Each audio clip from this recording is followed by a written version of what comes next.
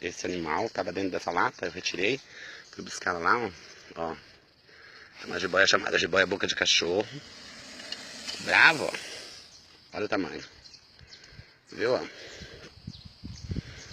Tá brava. Eu vou por ela aqui pra ela viver. Brava, brava, brava, brava, ó. O tamanhão dela, ó. Ó.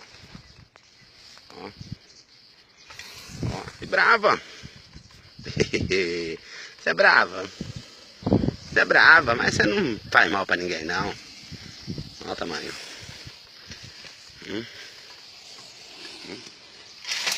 Ó. O tamanho dela aí, ó. Ó. Vai indo. Vai viver essa vidinha, vai. Vai. Olha lá, ó. Ó. Vai subindo na árvore, ó. Devagarinho, ó. Ela ali, ó. Ali dentro, ó. Vem.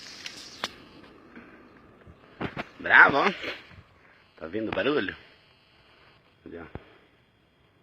Tá aí dentro da árvore. Olha lá. Enroladinho ali, ó. Agora vai viver a vidinha dela, né? Vai.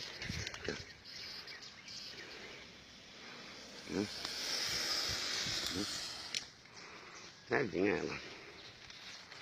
Ali, ó.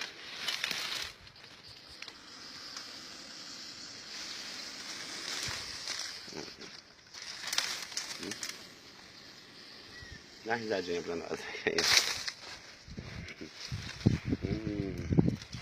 Tchau. Tchau, que nós vamos. Vou largar você aí agora. Sozinha aí. Isso, dona jiboia. Tchau. Essa jiboia, a turma chama ela de jiboia cabeça de cachorro. Isso. Porque ela tem a carinha, quase a carinha do cachorro. Ela não. Um bicho lindo, na verdade, né? Ao mesmo tempo é agressivo. Essa daqui tá agressiva demais. Acho que ela já foi muito judiada. Olha ali, ó. O tamanhão dela lá, ó. Brava, ó. Eu retirei no local público. Ela tá soltando a pele, tá vendo? Na época de soltar a pele. Por isso que ela tava quieta lá, ó. A pele dela se soltando, ó. Ó. Tá trocando a pele, ó. Por isso que ela tava enroladinha lá. Trocando a pele, ó.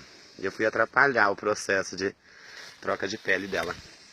Não é machucado, não. É que ela tá trocando a pele mesmo. Grande ela, né? Deixa ela aí agora. Viver a vida dela. Né?